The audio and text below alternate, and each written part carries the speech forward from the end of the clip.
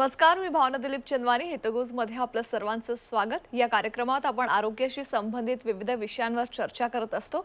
आजचा आपला विषय आहे मूळव्याधवरील आधुनिक उपचार आणि याविषयी आपल्याला माहिती देतील डॉक्टर राय पाटणकर सर. सुरुवातीला आपण त्यांचं स्वागत करूया. नमस्कार डॉक्टर. नमस्कार. डॉक्टर राय पाटणकर हे सर्जन आणि संचालक आहेत. Surgical Seva Zen multi speciality hospital Chembur मुंबईचे. यासह डॉक्टर पाटणकर यांनी विविध राष्ट्रीय आणि आंतरराष्ट्रीय परिषदांमध्ये 80हून अधिक वैज्ञानिक शोधनिबंध सादर केलेले आहेत. 30हून अधिक चर्चासत्रांमध्ये अतिथी म्हणून त्यांनी व्याख्यानं देखील दिलेली आहेत. 30हून अधिक प्रकाशनं त्यांनी केली आहेत जी राष्ट्रीय आणि आंतरराष्ट्रीय दर्जाची आहेत. 25 वर्षांचा त्यांचा लॅप्रोस्कोपिक सर्जन आणि एंडोस्कोपिकचा अनुभव आहे. विशेष म्हणजे जीआय कॅन्सरसाठी लॅप्रोस्कोपिक शस्त्रक्रिया ते करतात. आता आपण विषयाला सुरुवात करूया. डॉक्टर, आज मूळव्याधवर आपण बोलणार आहोत. माझा पहिला प्रश्न हाच आहे की मूळव्याध म्हणजे नेमकं काय? मूळव्याध म्हणजे जे आपण इंग्लिशमध्ये पाईल्स म्हणतो, हे बेसिकली रक्तवाहिन्या मोठ्या जेव्हा होतात गुडद्वारापाशी त्याला पाईल्स किंवा मूळव्याध म्हणतात. हे बऱ्याच ग्रेडमध्ये असतात, पण जनरली 1 ते 4 ग्रेडिंगमध्ये ते मूळव्याध असतात. निश्चितच. डॉक्टर, मात्र पाईल्स फिशर आणि फियाटुला याच्यामध्ये नेमका फरक काय असतो? यात बऱ्याच दर्शकांच्या मनातही खूप कन्फ्युजन असतं की एक्झॅक्टली हे सगळ्यांना आपण मूळव्याध म्हणतो. आपण एक व्हिज्युअल बघूया. आता व्हिज्युअल जे मी दाखवतोय हे बेसिकली फिशरचं आहे. फिशर म्हणजे गुडद्वारात झालेली जखम. ही अतिशय सेन्सिटिव्ह एरिया असेल, नर्व सप्लाय खूप असतो, त्यामुळे जराही जखम असेल तरी ब्लिडिंग आणि दुखतं पुष्कळ. हे दुसरं एक व्हिज्युअल मी दाखवतोय, हे मूळव्याधचं एक व्हिज्युअल रिप्रेझेंटेशन आहे. मूळव्याध म्हणजे जे रक्तवाहिनी वाढते त्यातही ब्लिडिंग होतं, म्हणजे रक्तस्राव होतो आणि दुखतं पेशंटला. त्यामुळे ह्याची जे सिम्पटम्स असतात, लक्षणं असतात, फिशर आणि पाईल्सचे सारखे असतात. त्यामुळे लोकांना खूप मनात कन्फ्युजन असतो. फिस्चुला म्हणजे आपण मराठी त्याला भगेंद्र म्हणतो. ह्यात बेसिकली पू किंवा रक्त गुडद्वाराच्या बाजूनी येऊन येतं. हे 3 वेगवेगळे प्रकार आहेत, पण याला मुख्य मेन कारण आहे बद्धकोष्ठता. निश्चितच.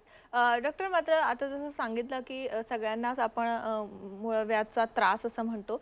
मात्र डॉक्टर, हे जे वेगवेगळे प्रकार आहेत, सर्व मूळव्याधांवर शस्त्रक्रिया करणं गरजेचं असतं का? इनफॅक्ट 99% मूळव्याधना शस्त्रक्रियेची गरज नाही. अगदी अर्ली स्टेज जे असतात, ग्रेड 1 किंवा ग्रेड 2, त्याला आम्ही फक्त लाईफस्टाईल चेंजेस सांगतो. पेशंटला सांगतो पालेभाज्या, गाजर, काकडी, मुळे भरपूर खा, पाणी वाढवा, मुख्य कॉन्स्टिपेशन म्हणजे बद्धकोष्ठतेवर इलाज करा. आयदर डाएट चेंजमधनं, लाईफस्टाईलमधनं किंवा औषधं घेऊन, आणि तेवढं करूनच ग्रेड 1 किंवा ग्रेड 2 मूळव्याध नीट होतात. जी मोठी असतात, ग्रेड 3 किंवा ग्रेड 4, त्याला मागे व्हिज्युअल मी तुम्हाला दाखवतोय, बँड आम्ही लावतो. एक सायलॅस्टिक बँड लावले जातात ज्याला ॲडमिट व्हावं लागत नाही, ॲनेस्थेसिया द्यावं लागत नाही.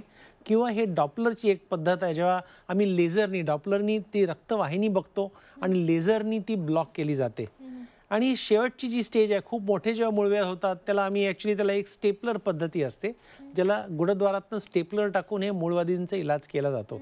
सो कापून मूळव्याध सर्जरी ऑलमोस्ट आता ऑब्सोलीट झाली आहे. 20 वर्षात मी हार्डली 1 किंवा 2 केले असतील.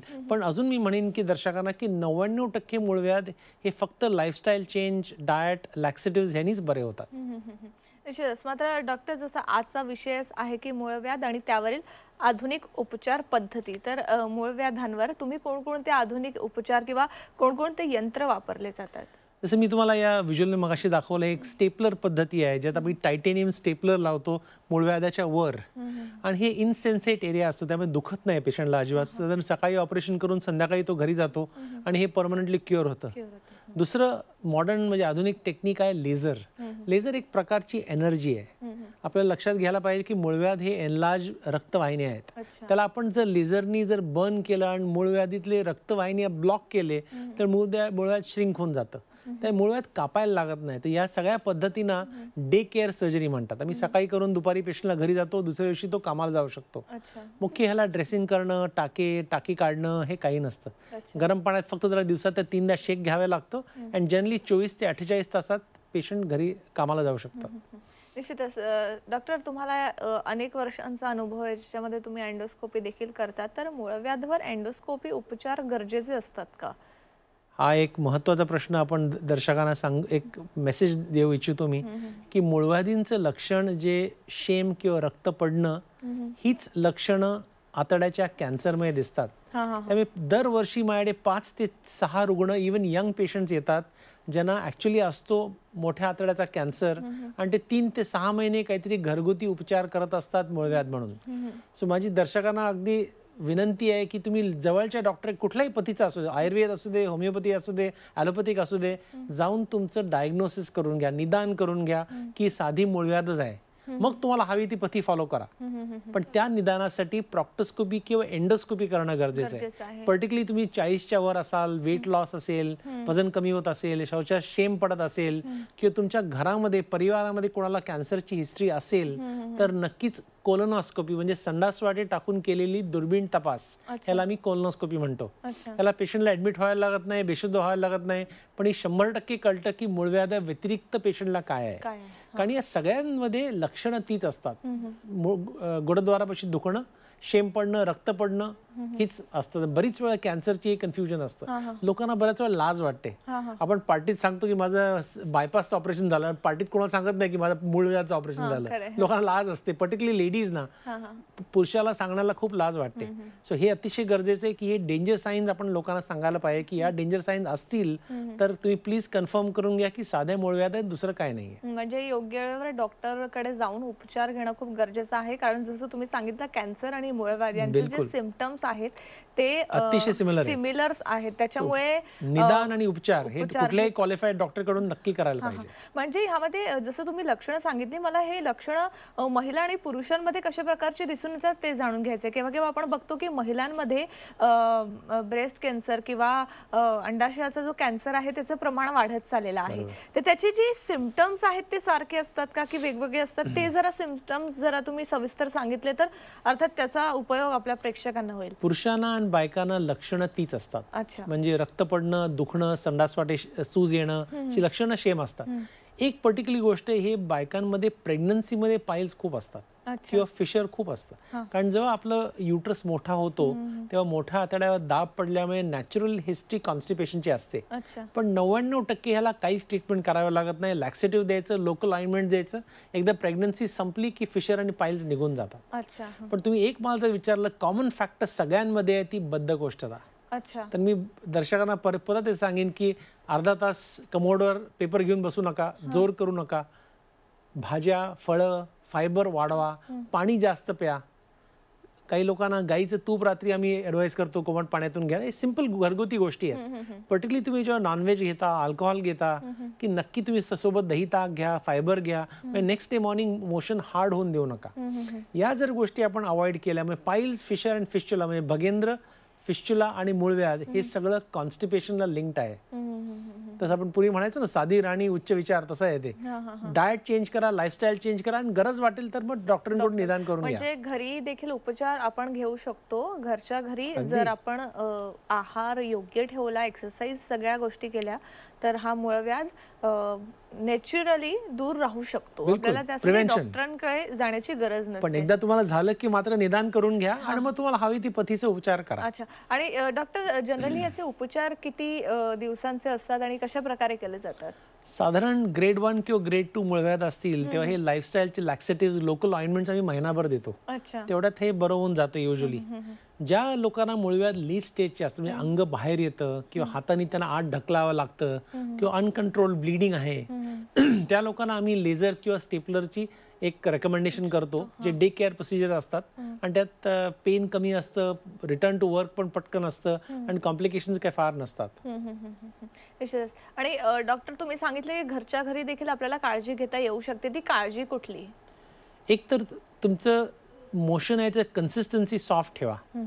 बरेच लोकांना सवय असते की बसून अर्धा पाऊण तास कोथत राहायचं, ते नाही करायचं. जर तुम्हाला मोशन क्लिअर झालं नाही तर परत तुम्ही दुसऱ्यांदा जा, तिसऱ्यांदा जा, त्याला हरकत नाही. पण टिपिकली लोक न्यूजपेपर किंवा मोबाईल फोन, व्हॉट्सॲप घेऊन कमोडवर बसतात, ते बंद करायला पाहिजे. फायबर, सॅलड्स, पाणी, साजूक तूप, अंजीर, बरेच नॅचरल गोष्टी असतात त्या वाढवा तुमच्या डाएटमध्ये. पर्टिक्युलरली तुम्ही स्पायसी, ऑइली, नॉनव्हेज, अल्कोहोल घेता तेव्हा जास्त केअर करायला पाहिजे. अच्छा. म्हणजे या सगळ्या काळजी घेणं खूप महत्वाचं आहे. साधारण 20% लोकांना, आता आज आपण झीचे स्टुडिओ 201 लोक बाहेर काम करतायत, ह्यातले ॲटलिस्ट 40% लोकांना मूळव्याध at some point in their life होते. 20% अडल्ट लोकांना आयुष्यात कधीतरी मूळव्याध होतात. इतकं कॉमन आहे. आणि त्यासाठी पुष्कळशा लाईफस्टाईल चेंजेस आणि घरगुती इलाज सुद्धाही चांगले असतात. आणि डॉक्टर, सध्या जसं तुम्ही सांगितलं की एंडोस्कोपी ट्रीटमेंट तुमच्याकडे दिली जाते आणि अर्थात तुम्ही इतक्या वर्षापासून ही ट्रीटमेंट देत आहेत, तर ही ट्रीटमेंट एकूणच कशी असते आणि ती कोणाला करणं गरजेचं आहे? सो एंडोस्कोपी ही एक डायग्नोस्टिक पद्धती आहे, निदान पद्धती आहे, ज्यात आपण एक दुर्बीण गुडद्वारातनं टाकून मोठं आतडं मॅग्निफाईड बघतो. नवीन ज्या मला एंडोस्कोप आहेत त्या ऑन एंडोस्कोपी करत असताना सुद्धा अर्ली स्टेज कॅन्सर पिकअप होतो. गरज दिसली तर आपण बायोप्सी घेऊ शकतो ते कॅन्सर कन्फर्म करायला. किंवा जर एंडोस्कोपी नॉर्मल असेल, नुसतंच मूळव्याध असेल, तर आम्ही त्या मूळव्याधच्या एंडोस्कोपीनेच इंजेक्शन देतो. जसं मी तुम्हाला सांगितलं, मूळव्याध हे रक्तवाहिनी आहेत. या इंजेक्शननी ते रक्तवाहिनी जर आपण ब्लॉक केली तर मूळव्याध आपण श्रिंक होते. त्यामुळे हे निदानही होतं आणि ट्रीटमेंटही होतं. आणि ही ओपीडी बेसिस असेल, याला बेशुद्ध करावं लागत नाही, ऍडमिट करावं लागत नाही. अच्छा. आणि लॅप्रोस्कोपी सर्जरी देखील केली जाते. ती सर्जरी काय असते आणि कुठल्या रुग्णांना खरं तर त्या सर्जरीची गरज असते? लॅप्रोस्कोपिक सर्जरी म्हणजे सिंपल शब्दात सांगणे की दुर्बीणद्वारे शस्त्रक्रिया. अच्छा. आपण बेंबीतनं दुर्बीण टाकून, जसं आपलं डोकं आणि डोळे पेशंटच्या पोटाच्या आत गेलेत असं होतं, तुम्हाला एक 10 पट मॅग्निफाईड विजन असतं. आम्ही सुरुवात केली ही 1990 साली. गेले 30 वर्ष आम्ही हे करतोय. तर सुरुवातीला फक्त पित्ताशयाचे खडे, अपेंडिक्स या गोष्टी केले जायचे. आता या गोष्टी GI कॅन्सर्स म्हणजे मोठ्या आतड्याचे कॅन्सर, लिव्हरचा कॅन्सर, पित्ताशयाचा कॅन्सर, हे सगळं आम्ही दुर्बीणनी बिन टाकायचं ऑपरेशन करून केलं जातं. एक वेळा म्हणायचे की मोठा सर्जन मोठं कापतो, आता मोठा सर्जन छोटे इन्सिजन घेतो असं म्हणतात. की त्यात सहसा 24 ते 48 तासात पेशंटला घरी पाठवता येतं, पेन कमी असतं, रिटर्न टू वर्क फास्टर असतं, रक्तस्राव कमी असतो. सो या सगळ्या ह्याला आम्ही मिनिमल ऍक्सेस सर्जरी म्हणतो. जो पेशंट आहे तो लवकर पिकअप करतो त्या गोष्टींना आणि तो सहजरित्या. आता कोणाला आयुष्यात वेळ आहे, सगळ्यांना पटकन कामाला जायचंय, पटकन घरी जायचंय, त्यासाठी पेनही कमी असतं आणि मेडिकली हे जास्त सुपिरियर आहे. आणि हे इझिएस्ट आहे खरं तर पेशंट्सला, कारण डॉक्टरकडे जाणं सगळ्यात जास्त त्रास त्या गोष्टीचा असतो. आणि त्यानंतर तिथं जर ऍडमिट होण्याची वेळ येते तर एक लक्षात आहे, कुठलाही रुग्ण खुशीने डॉक्टरकडे जात नाही. तो लांब चेहरा करून जातो, तो हॉटेलमध्ये स्माइलिंग जातो, पैसे खर्च तरी जातो, पण डॉक्टरकडे जात नाही. त्यामुळे तुम्ही घरगुती गोष्टी करा, लाईफस्टाईल चेंज करा, be careful of your symptoms. Definitely doctor. एका छोट्याशा ब्रेकसाठी आपण इथे थांबतोय आणि चर्चा ब्रेक नंतर अर्थात पुढे चालूच राहील. एका छोट्याशा ब्रेकसाठी थांबतोय, तेव्हा कुठेही जाऊ नका, पाहत राहा आमचा खास कार्यक्रम हितगुज. ब्रेक नंतर आपलं पुन्हा एकदा स्वागत. मूळव्याध आणि त्यावरील आधुनिक उपचार पद्धती या विषयावर आज आपण चर्चा करतोय. पुन्हा एकदा चर्चेला सुरुवात करूया. सर, ब्रेकवर जाण्यापूर्वी आपण अर्थात मूळव्याधवरील आधुनिक उपचार पद्धती कोणकोणत्या आहेत त्या संदर्भात जाणून घेतलं. तुम्ही मध्ये लेझर ट्रीटमेंट संदर्भात सांगितलं. मला सविस्तर जाणून घ्यायचं, लेझर ट्रीटमेंट म्हणजे नेमकी ही ट्रीटमेंट काय असते? लेझर ही एक एनर्जी डिव्हाइस आहे. अच्छा. जसं आपण इलेक्ट्रोकॉटरी वापरतो, तसं जेव्हा या लेझरद्वारे ही एनर्जी त्या पाईल्समध्ये दिली जाते. पाईल्स, जसं मी तुम्हाला किंवा मूळव्याध म्हणलो की ही रक्तवाहिनी आहेत. लेझर जेव्हा तुम्ही मूळव्याधच्या आत देता तेव्हा रक्तवाहिनी ब्लॉक होते त्या एनर्जीमुळे. त्यामुळे ती मूळव्याध नॅचरली श्रिंक होते. त्याला कापायला लागत नाही किंवा स्टिच करायला लागत नाही, त्यामुळे खुल्या जखमा नसतात. त्यामुळे हे लोकल किंवा सेडेशन मध्ये केलं जातं. आणि डे केअर पद्धती आहे, सकाळी करून पेशंट संध्याकाळी घरी जाऊ शकतो. जखमा नसल्यामुळे पेन कमी असतं, तो कामालाही लवकर जाऊ शकतो. सो या नवीन पद्धतीमुळे रिटर्न टू वर्क खूप लवकर असतं. डॉक्टर, जनरली हार्ट अटॅक किंवा शुगर, बीपी आपण हे त्रास. आई भवानीचा गजर म्हणजे